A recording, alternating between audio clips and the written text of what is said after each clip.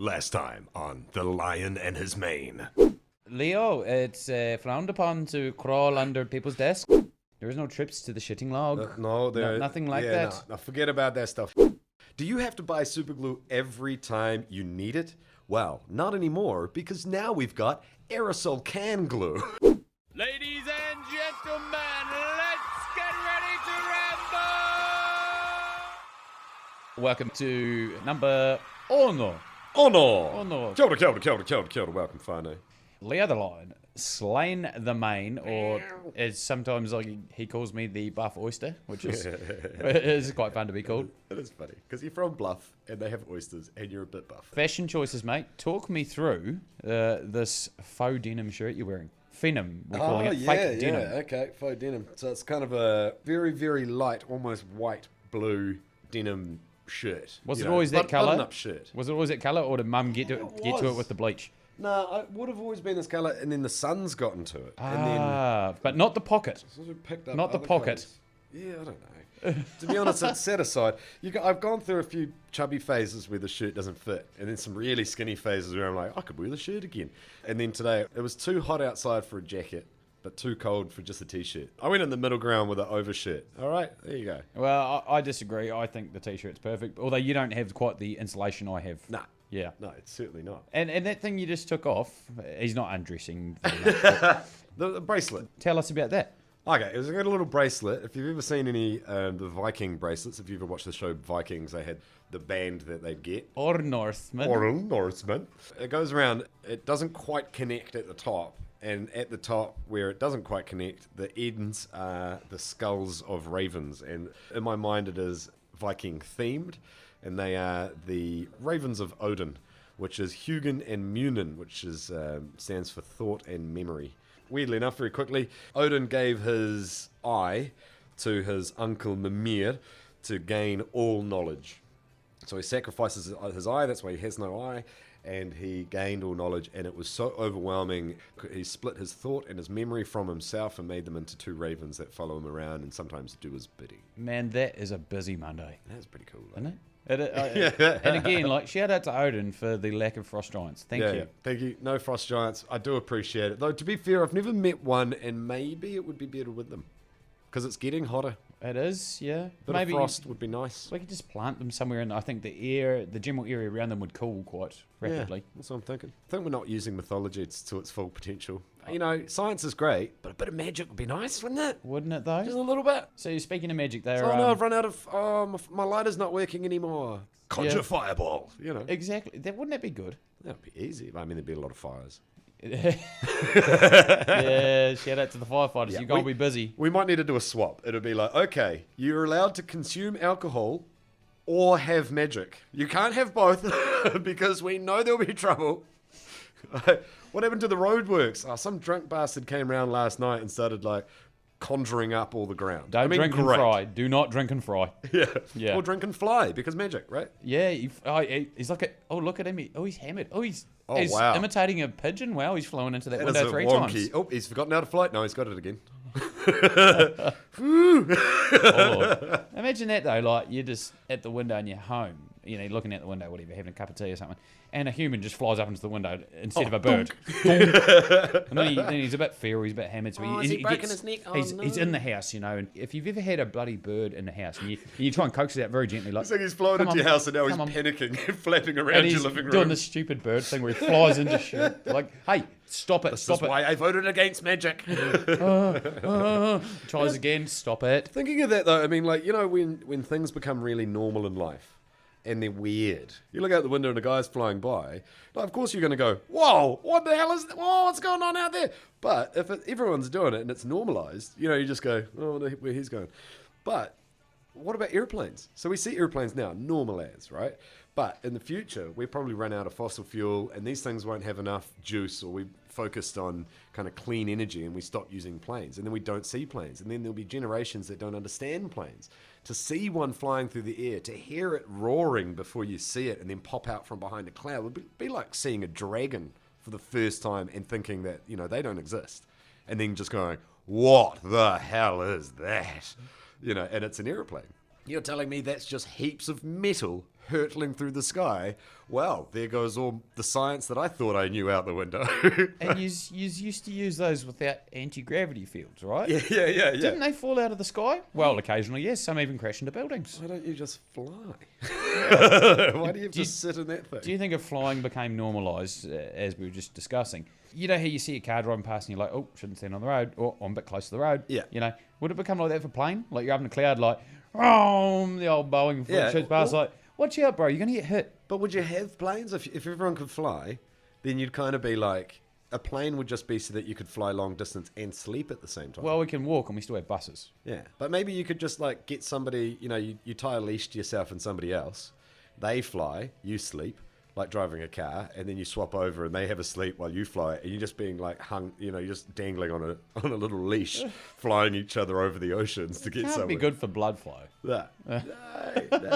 Well, I mean, that's the other thing. So, when people talk about superpowers, this is a great conversation. If you've just tuned in, You're in for a treat. it's kind of weird because you don't just tune into podcasts, you'd be listening to the whole start of it. But it's number 6, and we're finally getting into the real stuff.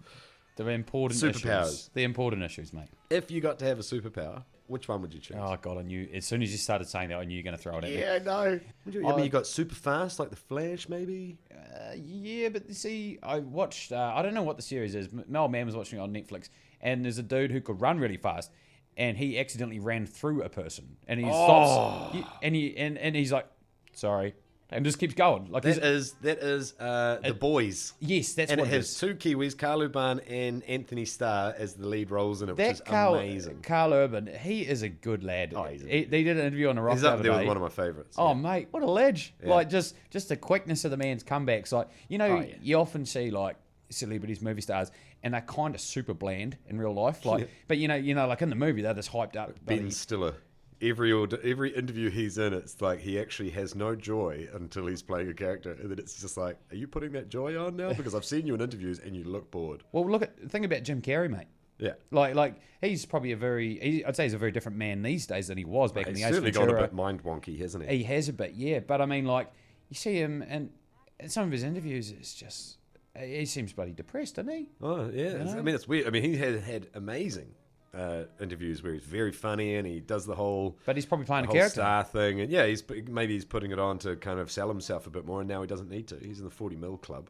Oh, yeah. The 40 plus mil club, which is, Will Smith and a few others are in there. Yeah. Basically means they don't get paid any less than $40 million to do a picture. That- Which is crazy. It's not a bad gig. This also means, like, this picture better sell. But Yeah. also, because they're in it, it will. sells at It will least sell. that amount. Yeah, so it does well. So, answer the bloody question. Yes, sorry, back to the question. What superpower would you have? Mind reading would be very good. I reckon that's a gift and a curse, that one. There's Yeah. only so much we actually want to know. We are mentally, as people, if you are so strong in your own concept of yourself that hearing everyone's thoughts about you and stuff like that won't affect you, then I think you're actually a bit crazy and not as human as you thought you were. I think it's very human to be like a little anxious, a little worried about what people are thinking and how that's going to affect you and things like that. So to hear all of these little quiet thoughts that people have all the time, so you've done them yourself, where you've had that little thought about somebody Oh, yeah. who's walked past, and even yourself, you thought, oh, that was an awful thing to think. Why did I do that? Oh, constantly. Yeah, but they're hearing it. So Yeah. they'd have that ability. They'd hear that and be like, oh, No, and not, I would have it, not them. They'd hopefully hear you say, oh, why did I think that? That was awful. And then they go, it was awful, but at least he thought so. Like, thought about me. yeah, I mean, I think it's a gift and a curse, that one. Okay, that's a fair assumption. What about yourself then? What are you going to? Oh, well, okay, let's talk you through it. So I've thought about this because Well, I feel like you've got the advantage because I haven't thought about this. I think about it a lot. So with super speed, you also want super fast reactions, right? If you run as fast as Flash, but you don't see the building coming up, you're going to be as flat as a pancake on the side of it, but for not changing direction. Because like you didn't see it, you didn't have the reaction speed to keep up with your own speed.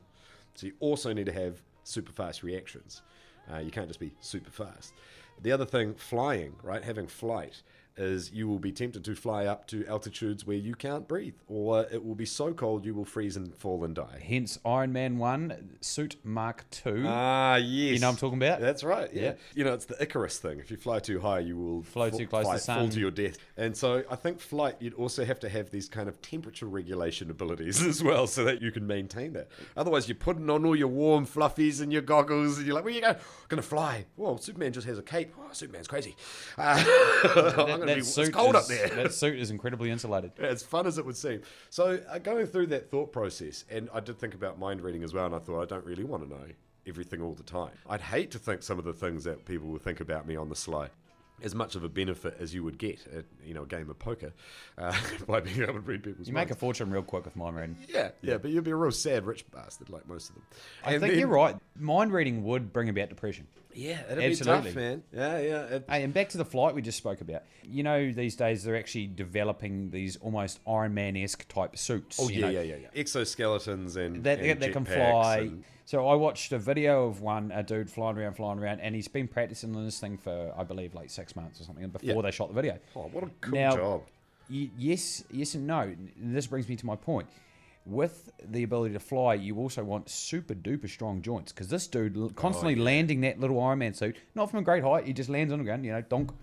He's got incredible pain in his knees. It's like ripping his cartilage and Every stuff. time he lands, it's bang, man. Well, I mean, that's why you need the exoskeleton to take all that impact instead of your actual leg. That'll be a part of what they're working on. I mean, when they were working on Wi-Fi for the first time, they didn't have any form of protection because they didn't know enough about Wi-Fi. And then all the people who were working on it got cancer later on and died and stuff. Is that right? It's really well, I heard that from a guy who had a brother working on it, and he died from Dude. cancer. It was awful. But so he avoided Wi-Fi until he was like, I guess I can't avoid it because even my neighbour's Wi-Fi is hitting me from both sides now. Yeah. But of course, there's been protection ever since. You're getting gangbanged by Wi-Fi. Normally, you use the Wi-Fi to access the gangbang. The growth of technology, a lot of people die during the invention of things. They'll be working on that. The exoskeleton will take it from his knees. And All right, Captain Tangent. What's your power? my power, I would pick, and the reason why I picked this is because you only get to pick one power, right? You That's don't get, right. You don't get to just say I get Superman's, and then you can shoot lasers, be strong as steel. Yeah, blah, Superman blah, has a blah, blah. plethora of powers. You only get one of them. You just get one, right? And because of what I said before, like flight, you'd be too cold, all of this stuff, I would pick telekinesis. Telekinesis, the ability to move objects with your mind, right? But I'm also an object. So I'd be able to move me with my mind, and then I'm cheating and get to fly as well. I think there's a downside. I think I'll get really fat. I think I'll do less actual physical activity. I won't lift heavy objects. I'll just do it with my mind. Oh, man. I might not even go to the fridge. I'll just open it from another room and a sandwich will come flying out the corner straight. I won't even use my hands. Just go into my mouth. Imagine the beauty of that. Just the bread flies out and it lines up perfectly, like a scene from Harry Potter, you know what I mean?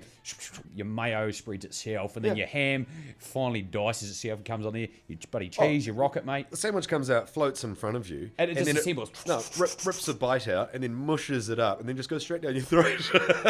I feel That's like how lazy it could get. I feel like you're going to have that.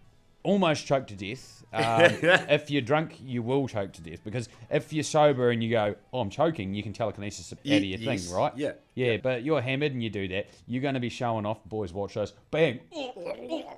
Can't telekinesis that out. Heimlich. Heimlich myself. Yeah. But, so there's a side to that though where I wouldn't be using any more disposable cups. The liquid would just float near me. I'm getting a coffee, eh? I'll take a little bit. Old Andy downstairs, he put it in a cup. Here you go. Thanks, brother. And then you just up towards you, but you'd have to do it slowly because you never know the temperature of coffee. Oh, yeah. Imagine doing the down the throat thing with a stinking hot. No. Like if the hottest coffees on the planet are bloody McDonald's coffees. Don't even question. Well, they got sued for that. I know. They didn't put a warning on it saying it was a hot beverage. I know. The person suing them got their money, but my gosh, you lost your dignity, didn't you? I don't know if she ever had it by the state of her. Well, that sounds like it. But I mean, yeah, so... I the thing burnt is, my taco. Over time, would I miss the activity of sipping? Would I miss having the cup and doing the little... Maybe I enjoy that, and I don't know it yet, because I do it all the time. But maybe I've just got liquid floating there from using my mind powers to float it. My mind bullets. I would be able to take a little bit and I drink it very quickly, but there's no tip, there's no cup. Maybe I start missing that. Maybe it's the oral fixation, like when smokers quit, but they still got nicotine going through a patch in their shoulder. Yeah. But they still want to do a little thingy with a thingy going to their mouth, and they're like, "Oh, pen's great." And you're like, well, that's weird, isn't it? Smoke the bick. Stop it. Isn't that a bit weird that you feel you've got to put something in your mouth to recreate this urge that you have. You got yourself so addicted to a chemical that you've transitioned to getting addicted to putting an object in your mouth. That was a part of it. It's funny you say that. I once met a bloke. Pavlov's dog, mate. Ring-a-ding-ding, salivate. What is Pavlov's dog? Oh, Pavlov was this awful bastard. I guess he was a psychologist of some kind. He put food in front of dogs and ring a bell to let them know it was food time. They linked the bell to food, and then he'd take the food away and ring the bell, and the dogs would salivate for food. And he was like, "Aha! I have linked it." So he was playing with the mind. Yeah. But he also did it in very brutal, inhumane ways to these animals and stuff. Yeah. So Pavlov is known for at least giving some examples of how the brain works, and people kind of use it to some degree. But also, he is not spoken of in a very high light. He's a bastard, is what he is. Speaking of the smoking thing and the phantom addiction, isn't it? When you know people like get phantom pain if like their arm gets chopped off or something. Yeah, it's kind of like that. And you make the point with the pen, like they have to put something in there. I once met a bloke who would still go outside.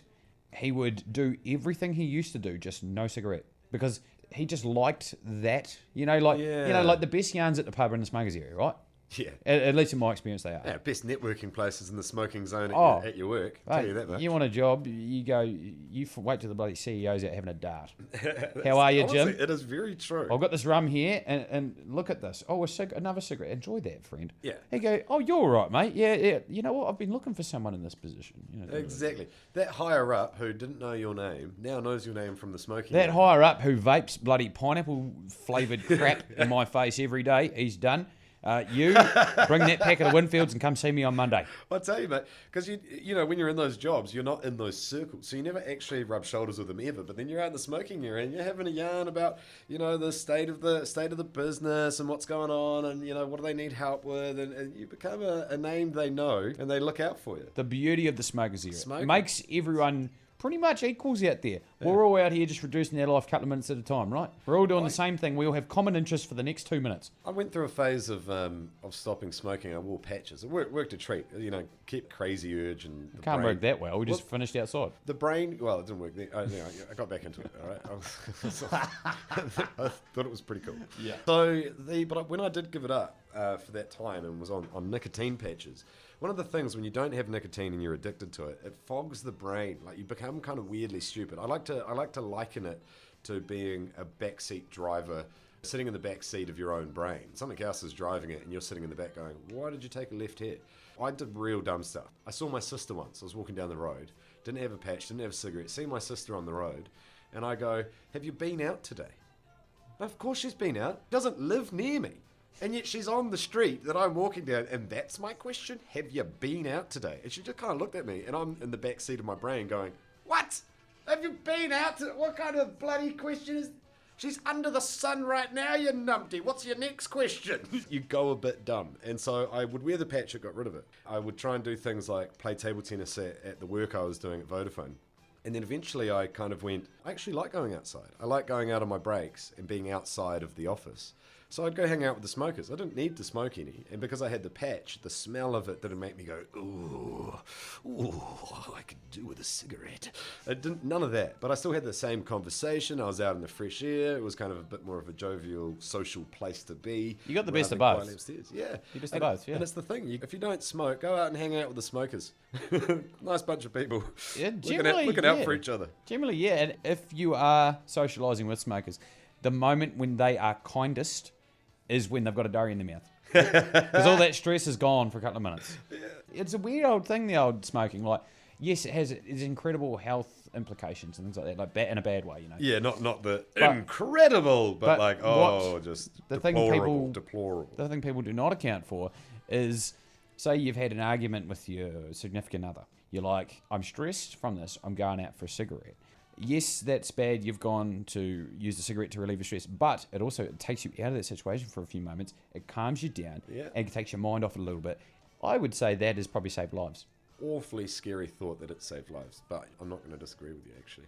I believe that in relationships where things get too heated, there's a natural human tendency, once you get riled up, to win that argument. Otherwise, why are you so riled up? If You lose, engage in a battle. Yeah. It'd be a battle of the minds and the wits, and but you it's look still a like battle. a fool when you get riled up and then you lose the point. They might be making really good points, and you're refusing now to listen to it. So to go away, to take a step outside it, either go for a walk and calm down, all that kind of stuff, gives you this time to kind of internalize how you've acted towards that person, how you want them to feel, what they're actually saying, and for you to internalize and think about it. And then you come back. I've come back from a lot of arguments where I've just taken a bit of a time out, and I've come back and just straight away apologized and said, "You've made a really good point. I'm so sorry. I was in the wrong there. I don't know what I've done." I cocked this up. My bad. Yeah, I think my pride took over, and I just wanted to win, and I stopped listening to you. So I've heard you now, and you're exactly correct. I'm terribly sorry. And it'll work itself out from there. You would be surprised how often it is when you engage somebody like that, and you say, "I accept what you're saying. I agree with you, and I'm sorry. I've done this, and I've done it for these reasons. I'm sorry. I disagree with how I've acted, but this is why I did it." How often that person will take their turn to do the same thing, where they'll say, "I really appreciate that, and to be honest, I'm sorry. I shouldn't have yelled at you about that. I didn't mean to make you upset in that moment." It's like one person has to drop their guard in order for the other person to realise, oh shit, my barriers are up this high. Is it exposing yourself? I don't know if that's the word for it. It kind of is. But it's like, look, I cocked this up. I do apologise for this. And I think a major point in that a lot of people aren't good at, you have to give a solid apology. Just going, sorry, that's not on. That's not an apology. No. Sorry. No, you got to say, look, I'm sorry for these reasons, and perhaps next time I will do this to improve this. Honestly, apologizing for things is actually a very tricky thing to do. It's really hard. People don't apologize properly, as I've found in later life. I hate it, man, because I'm a great apologizer. Well, you think of it this way. If you say to somebody, "I'm sorry you feel that way," or I'm sorry that you're so upset, you're not really apologizing for your own actions. No, you're not at all. You're apologizing for them having a cry. All you're doing is highlighting a weakness almost within them. And you're kind of apologizing for something that you can't apologize for, and in the same moment blaming them. Yeah. You're saying, "I'm sorry, you got upset. But if you hadn't, I wouldn't be sorry. I'm totally okay with my actions. But then you cried, and I feel sorry for you for crying." And it's just, that is not an apology. It's like a psychopath apology is what that is, or an arrogant apology. You need to be able to understand what you've done, and do you feel sorry about it? And if you do, then apologize for it, and explain why you're sorry for it. Didn't this get deep and meaningful quickly? Well, maybe that's our real superpower in New Zealand. Exploring the tough topics. The smokers area. Yeah. What have we got? We got smoking, superpowers, and how to apologize. I'd say that's a trilogy right there. Oh, wow. That's everyone's dream to be able to get all those three topics out at the same time. I'm sorry for flying into the window. Why you had to bring up smoking, and now all I can think about is my husky voice. Would I have sounded like a golden god without the smoking? Or would I? Would I have been a little squeaky bugger? You would have been. Yeah, maybe. I think certain favours have been performed by the cancer sticks. It's a trade-off, really, isn't it? You potentially get yourself a job with your deep and now husky voice. Yeah, maybe. Or not get a job because of my deep and husky voice. Versus just lowering that life expectancy quite a bit. Yeah. Well, I used to say when I was younger, smoking takes 7 years off your life or something. I'm like, I didn't want those 7 years because they're at the end of my life. They're anyway. the miserable ones. Yeah. And if this euthanasia bill comes in, which, yes, you should vote yes for unless you're a monster. It's my personal opinion. If I'm a vegetable and you're saying keep feeding him, I'm going to say no. Well, you're not. You're going to be a vegetable and you're going to just eat it. I will be thinking no a lot. Yeah. I will be twitching my eyes left and right to hope that you're catching it. No. Oh, doesn't he like the porridge? Yes. Thank you, doctor. Get him some tapioca. Look how excited he is. He's wagging his eyes. God damn. No. I mean, get out there and vote. Vote yes to euthanasia, please. Vote yes to legalise marijuana, because who are you to tell me what I can do in my own time if it's not hurting anyone? Yeah. And, hey, there's a lot of revenues that come off the marijuana. I know I'm touching on it again, but there's a lot of revenues that people aren't thinking of. Okay, yes, there's tax revenue. There's also the hospitality industry. It needs to get back on its feet. Getting people stoned, they will use Uber Eats, which is going to create jobs. This will keep chefs and things like that, and service staff in work. Like, there is a lot of positives to this, and the old boomer one. People won't eat right though. You know that, right? They're just going to eat half a loaf of bread and then just go and drink ketchup straight from it. I'm sorry, friend. I don't know what you do when you're on the electric poo-ha, but personally, I like to order like Mexican and Chinese. I don't and on like either that. of those two things. What, electricity or poo-ha? Bread or ketchup. Oh, yeah. I've got both of those. Yeah, well, I'm not living the fancy life at the Okay, moment. I'm a student. Take Tani the has bus. come out saying that he's a better driver while stoned, which, I mean, is the weirdest way to say you guys should vote yes on the referendum because I'm a better driver when I'm stoned. I mean, is this in comparison to you being drunk? Because, yeah. But is it also in comparison to you being sober? Because that's what a I'm worrying thinking. thought. You must be a poor driver if you improve under the influence. Yeah, why are you better at driving baked when instead of sober? Like, is it Yeah. because you're more careful? But at the same time, why aren't you being careful? Your when you're sober? reaction time's also out the window. Yeah, Yeah. just whizzing around, threatening my life, walking the streets, catching my Funny buses. that I just touched on the reaction time. I take longer to just do menial tasks, motor skills, and that sort of thing, Yeah. But you put me near a video game, I'm a machine. Ah. I'm an absolute. You put me on Smash Bros, man, I'm pumping 20, 30 knockouts, no problem. But see, that's different though, isn't it? Because fighting game, you're going to have... Kind of focus in on Well, it. you've got a task put right in front of you, and there's no kind of branches going off anywhere. You just got that's your task. You just got to beat the other guy, and so you go and you go and you go and you beat him. But what if you're playing a game where you've got to use your map reading skills, and you just go, oh, where am I? And then you zoom out to the map, and you're like, how does this work? Okay, so I'm somewhere. But saying that, I And then am. you go come out of the map. Oh, okay. So I was north. No. Oh, where am I? Look. And then go bring the map back up. Okay, hold on. Focus. Dude, static mini maps. If you're a game developer and you're listening to this, and you put a static mini map in your game, there's a special place in hell where you're going to stub your toe, mate. You do not have a static mini map.